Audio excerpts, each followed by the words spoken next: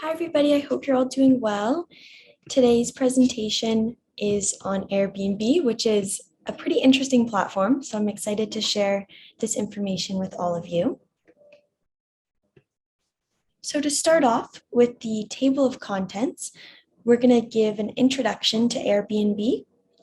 Then we're going to talk about the pros and the cons, then the pricing, of course, how to access and use the platform, some additional features that they have, and then also how to become a host and offer your home to other people or another piece of property you may have.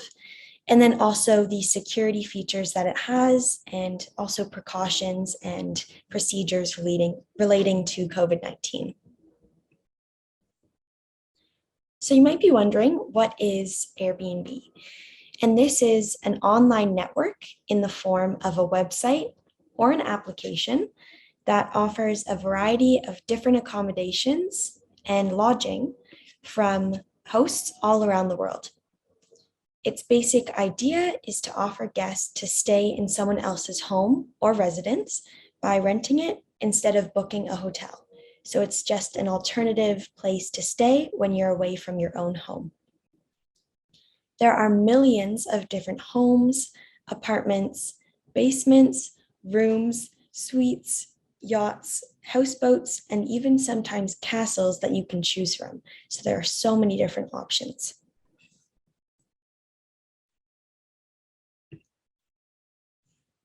Airbnb's origins. It was first founded in 2007 by two roommates named Brian Chesky and Joe Gebbia, who wanted to find a way to earn some extra money for their own rent.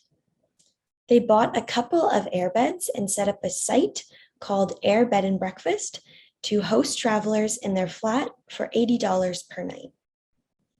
After some successful months that they experienced, they decided with the help of funders to expand their locations and even invite other hosts to rent out their residences to guests. Then in 2009, the platform grew into an online travel company, which initially began with 2,500 listings as well as 10,000 guests. But now, many years later, Airbnb has over 2 million listings and 40 million different guests, and this continues to grow each day. And here's a picture of the founders. Moving on to the positive aspects as well as some of the downsides to the platform. Firstly, it has a great wide selection. Airbnb offers a very wide variety of different hosts and also accommodations in various cities all across the world, and you can choose from all of these different options. The possibilities are completely endless. So you can see here's a picture of a treehouse accommodation, but you may also find things more like a home that you would stay in. So there are so many different options. Their prices are also a very great aspect of the platform, as the prices are typically accommodating to your travel budget, regardless of the range you may be in. You can find excellent deals that are much less expensive than hotels to save when you're taking a trip. You also have more access, as Airbnb properties will typically grant the guests more access to amenities and things like cooking facilities, washers and dryers, and even refrigeration or pools, and sometimes even equipment or city tours. So there may be some things that you wouldn't typically be able to get for a reasonable price at a hotel that would be included in your stay at one of these sites. But of course, there are also some downsides. Firstly, what you see is not always what you get. There is no absolute assurance that the property or the place that you are staying at or the host that you speak with will always be what you expected or completely transparent. You want to always check the reviews and ratings of the people who have stayed there in the past to ensure that it is somewhere that other people have had positive experiences. But it's also good to keep in mind that some hotels may be like this too. The photos on their websites may not necessarily reflect what the actual place looks like. Also, there may be some additional fees. For certain accommodations, hosts may impose some additional fees. For example, extra guest service fees, reservation fees, or occupancy taxes that can very quickly increase the price, and it would no longer be a cheaper alternative to a hotel. Moving on to some information on prices and rates. Depending on the place you choose to travel to, the host preferences and the type of residence, prices vary drastically from each property. The daily rates can range from anywhere between $40 per night or less to $400+ a night, and everything in between. It really depends on the particular property. There's also a wide variety of options suitable to fit your personal budget, and you're able to set your price range when you're searching on the website to find the right price location for you, which will be shown in the live demo because this is a very important aspect of the site to actually make sure you are staying within your budget. Now I'm going to go over how to get started using the platform. The first step is to create an account. In order to start searching and booking accommodations, you want to first create an account with either your phone number, which you will then confirm with the code that is sent to you or called to your number, and you'll just type it in. Or you can also use your email, which allows you to create a username and a password. So here's a screenshot taken from the login or sign up page where you can put in your phone number and then continue, or you can continue with Facebook, with Google, with Apple, and also your email as well.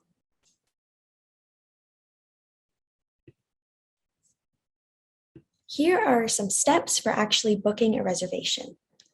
Firstly, you want to go to their website, which you can access by going onto your web browser and typing in Airbnb, or typing in the website, which is airbnb.com or .ca if you're in Canada. Or you can also install the free Airbnb mobile application onto your smartphone or your tablet. Then you want to enter the dates that you'd like to go away, how many guests will be joining you on the trip, and then also the destination that you're interested in visiting. Once you make this initial search with the basic information that you've put in, you can add some helpful additional filters like the price range, what type of accommodation you're interested in. For example, if you want a home, a private room, an apartment, etc., and any of the amenities that you want included, such as Wi-Fi, if maybe you need to be able to contact your family or do some work, if you want there to be a kitchen or a pool, etc. So here's a screenshot taken from when you're initially searching. You're going to put in where you're going, and then you also want to put in the dates of your trip that you're interested in taking, and then the number of guests. And once you've put in all of these specifications, you're going to click on the search icon, which is the little magnifying glass.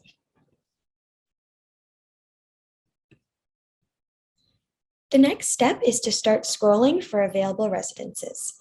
And once you find one that catches your eye or that you like, you can click on it to read more information. And this includes ratings, the amenities included, and also past renter comments, which I would for sure recommend reading, and maybe reading through a few of them to understand holistically what the place is like. Next, press reserve in order to start the booking process. And then you can also message the host to answer any questions that you may have. If you do not have an account yet, then you will have to create one before you book a residence to stay in, as you need to have something connected to the actual reservation. And after the booking, you will receive an email confirmation with the host contact information included so that you can contact the host and organize your arrival date and time. Some more features of Airbnb. Airbnb has categories. So if you're not sure exactly where you want to go, you can explore the many different accommodation categories to find a place as well as experience, which is very important when you're taking a vacation, that fits for you. And this can be according to style, location, or even nearby activities. There are things from national parks to surfing trips you can go on, or if you want a high-end design kind of trip, you can have any of these different options. So there are so many things out there.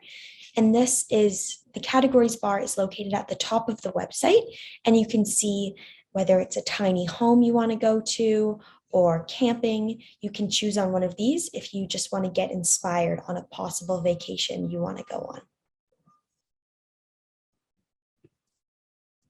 There's also a wonderful option called I'm Flexible. And this comes up when you click on the Where button.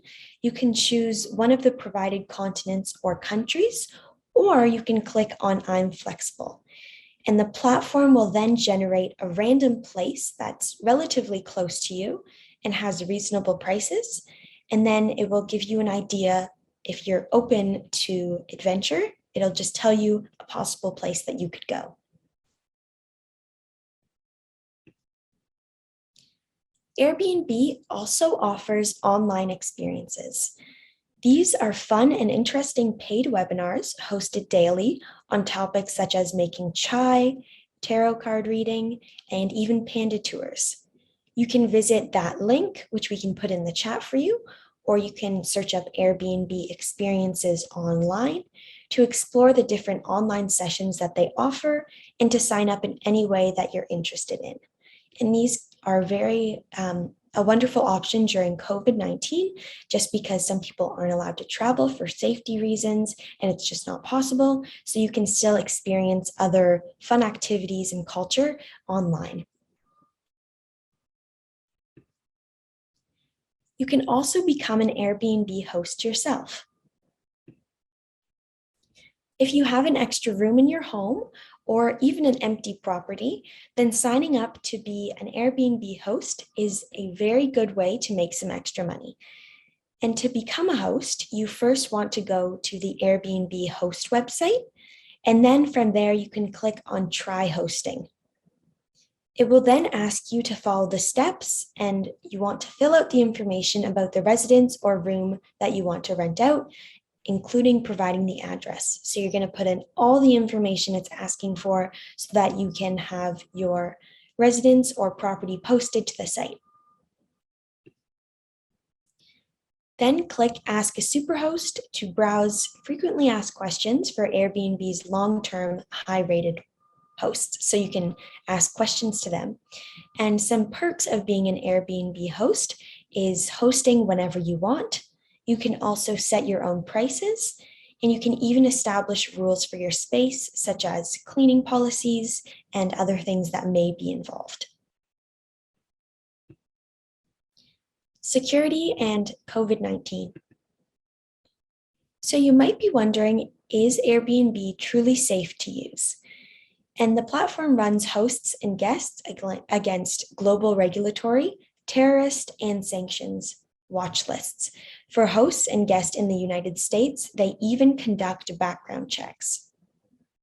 Also, Airbnb reservations are scored for risk before it's confirmed to ensure that there are no safety hazards. The platform also has safety workshops with hosts and leading local experts and encourage hosts to provide guests with important local information. The secure Airbnb platform and website ensures that your money doesn't get lost or stolen, and it goes straight to the host. And this is why they ask you to always pay through their website, never wiring money or paying someone directly, just to make sure that the transaction is secure. There's also a multi-factor authentication when a login is attempted from a new device, whether it's a phone or a computer. And then it will also send you account alerts when changes are made to safeguard your account and to warn you if somebody else may be using your account.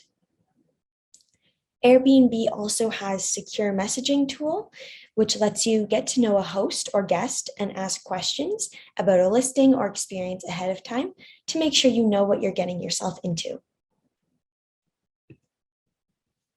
There are some crucial COVID-19 protocols in place as well. For example, guests and hosts must follow local laws and guidelines that are related to wearing masks as well as social distancing when interacting. Hosts around the world are committed to Airbnb's expert-backed 5-step enhanced cleaning process that has been in place since the pandemic to make sure that everything is completely sanitary and there are no germs. Also, when conducting searches, you can apply filters to search for stays with a flexible cancellation policy, as during these unprecedented times, sometimes there are changes to our schedules or the ability for us to actually travel. And also remember to follow government guidelines around traveling, so staying up to date with the latest news and also avoiding non-essential international travel for the time being is a good idea. It's that easy. Airbnb is an enjoyable platform to help create super fun vacations, travel adventures, and lasting memories. It offers lots of access and amenities to residences, so you can consider using it for your next trip. Whether it's somewhere far or nearby, you can use it to get inspiration or actually plan a real vacation. So now Macaulay will be going into the live demonstration. Yes, so I will be doing a live demonstration. I'm going to be using my account. So I've actually used Airbnb a handful of times, so you'll be able to see it from there. But here's the main page of the website. So when you first get to it, this is what you see. You might have seen these in the screenshots. So you are able to browse the website without an account. So if you're not sure if you want to use it first and you just want to explore it, without an account at first, you can definitely do so. You're able to see and search the same way you would be able to with an account. But for the sake of our demonstration, I'll log into my account and we'll look at it from there. So when you get to the website, there's not actually seeming to be on my end, and this may look different depending on your device, a clear login button, but it's this section over here to the right where you see this little, icon and the 3 lines. So I'm just going to click on that, and I either have an option here to sign up or log in. So if I click sign up, of course, it gives you the options to use a phone number, continue with Facebook, Google, Apple, or just with your email. Choose whichever you wish. Of course, I always recommend to use an email address rather than linking it to one of these other accounts. Apple may be a bit okay, but Google and Facebook, of course, if we're concerned about privacy and them sharing data with that account back, you may want to avoid it. But if you want to continue with email, you could just click it. It'll take you through the normal steps of logging in or signing up. It actually doesn't change the process at the beginning, whether you're logging in or signing up for the first time. But I will log in with my email here. And then I will type in my password.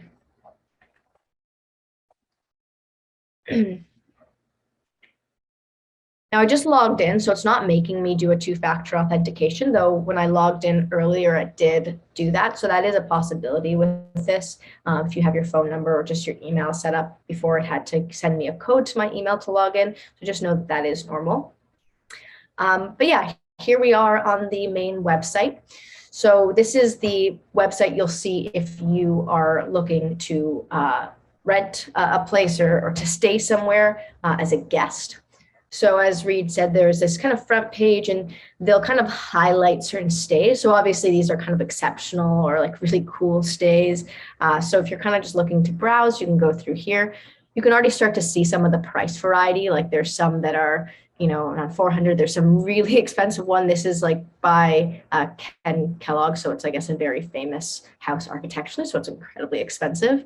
But there's this very cool looking, stay in Chile that's only $144 a night. So there's really some, cool options here. So it's also just sometimes fun to look at these things just to browse and see what kind of cool houses are out there or cool experiences are out there. I do this all the time. I just go on and look at cool things and just imagine how cool it would be to stay there without really any intention of going there. So you can browse here by scrolling down. You can also browse by category. And again, this is not set to any particular location. Right now, we're just looking at different things. So this front page that we're looking at is design. So these are places that are just architecturally interesting or cool. You can go to Arctic, which is a top category right now, which is stays in places that are Arctic. So you can scroll down here and see a bunch of options too. Shared homes. So when you're getting an Airbnb, right, you can either stay at a whole home to yourself. You may just get a room in a home. So you do have that flexibility as well. If you're going just by yourself and you just want a room to go in and out of, it's pretty simple. You can do that. Lakefront might be good for the summer for some folks. Me and my friends rented a cottage on Airbnb last summer for a week and then split the cost. So really great options on here for that. National parks, bed and breakfasts. So lots of things here to look at and see based on this. You can also filter from this page too. So you can go into different categories and apply those filters that you would to just a specific search. Things like a price range, what type of place it is an entire place, a private room, a shared room, number of bedrooms and beds, a property type, amenities like Wi-Fi or washer, kitchen and dryer, and then booking views you may have, do it. And it's very often that when you're doing this, when you book a location, especially when it's not an instant book, if it's a request to book, you write a message to the host, explaining why you're there. You may say, hey, I'm visiting the city with my friend and we're just looking for a place to sleep so we can go and, explore the town during the day, stuff like that. Yeah, you can go through here and you can apply those filters. But for the most part, when you're looking at this site, right, you're going to be selecting a specific location. So we'll click up here. Once we click on this, it expands. They've changed the layout a bit. So where am I going? You can be flexible. So if you're feeling adventurous, you can do that. But if you are looking for a specific location, let's go with, let's think. I'll just do this one. So we'll go Berlin. It will give you ideas about, so you can say I'm flexible and I'm looking to go for a week or a month or weekend. What's very common with this too is like really good properties kind of get snatched up. So if you're looking for more of an experience of like a really nice, lakefront thing, or you may want to add some flexibility to your booking so that you have more chance of getting it. If you choose specific dates and those dates are, really popular tourist seasons and you're not doing it early enough, you're just going to get, you may just get slimmer pickings and not as good of things, but we can go choose dates here, right? You just select it from the calendar like this. We can choose that. And then adding guests. So this is one, just so they can choose the appropriate size place for you, but it's also because certain bookings will have certain rules, like they may not allow more than 3 guests if it's like a 1-bedroom. They don't want to overcrowd the place. So there are rules that can be applied there. But I'll do a search on this.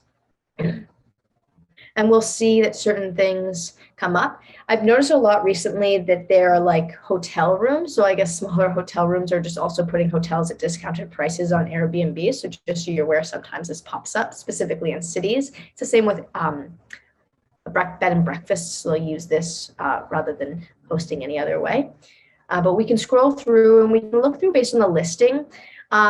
Or you can look on the map like this, but you'll see as I kind of scroll over a property, it will show me specific areas. So say I know I want to stay in a specific area, I can use this map and I can zoom into a certain area.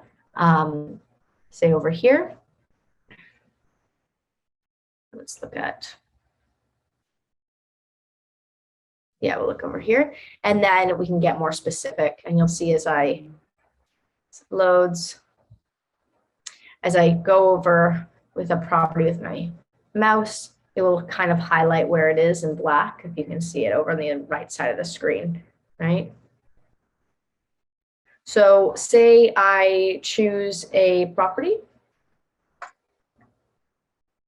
I can click on it and then I can look at details of that property. So I can see the host. We can look at some quick facts about it.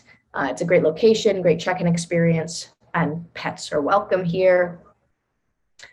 You'll see a bit of an explanation, what it offers. And then from here, you can also change this depending. And then if you scroll down to the bottom, you'll see everyone's reviews, right? You can see written reviews. You can see generally where it's located. You don't get to see the exact location until after the booking, of course, to protect the privacy of the host. So usually you get check-in instructions, but it will show you like generally where it is, and you'll see pictures. And then you can see the hosts. They have 3 reviews. They joined in November 2020, so you can see how long they've been doing it and any other sort of things and cancellation policy. So make sure you click through the entire profile. Again, this one, you have different cancellation policies. So if you want a refundable stay, in this case, you could actually just select that. I'm gonna put this down here. As I'm doing this, you'll see also there's a 3-night minimum. So that's also something that hosts can put on. So something to be aware of before booking. But with this one, it looks like it's maybe a direct book. Let's just click it and see what we get. Yeah, request to book. So this one's a request to book. If it's not an instant book, it should say instant book. And if it's not, we'll get a request to book. We'll see, we'll put in these details. You can edit these, you can change your payment method. Mine's already there. And this is where you would message the host. So it is, like I said, customary to message the host, kind of explain, what you're doing, who you're traveling with, so they can have a better idea, and they can, along with protecting your safety, they can protect their safety and the safety of their space by knowing who's coming and who's booking.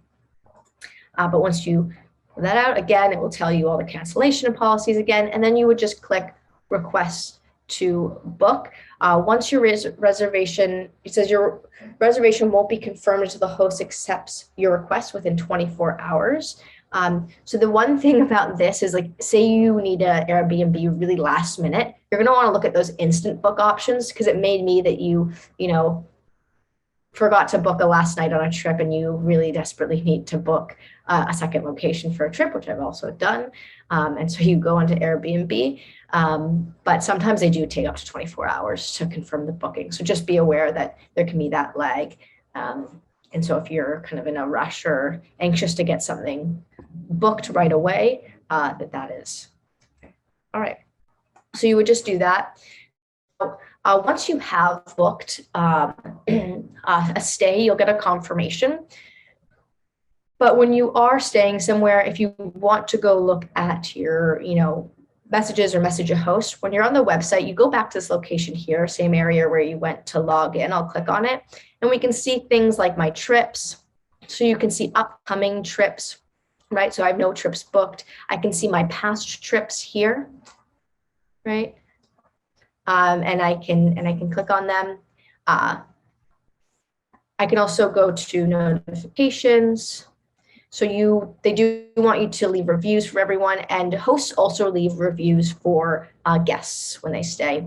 And you can also see messages. So for example, like when you're heading to a location, right? If you have to meet the host to pick up a key, oftentimes it'll be in like a lockbox or something, and you'll get instructions for this. In this case, it was like at a bed and breakfast. So I just, on my way, messaged, hey, we're expected to get there around 7, just so you know. So you could do messaging with the host within the website as well. You can access this from the phone app too. So if you are on the move and don't have access to a computer, here's an instance where I was in Berlin, and there is a city tax for tourists that I wasn't aware of. So I had to pay it after the fact, which was a bit annoying that it wasn't made clear to me beforehand. So that does happen, as we mentioned. Sometimes there's hidden costs in places. This is a particular situation like that. You can also message the host after. So Again, another example here, I went to stay somewhere with my friend, and she thought that she left her grandmother's ring there. So I was able to message the host after and say, hey, did you see this? So you can continue to communicate with them even after the trip is done. And you can go back, say you found a location, stayed in an Airbnb that you really loved and you want to go back, and it doesn't matter, this was in 2017, this is years ago. I could still go back to this message and re-message that host. See if that place is available or whatever it is. So you have this whole message history here. And then of course you can go into other things. I also have hosted on Airbnb once. So I'll show you that in a second.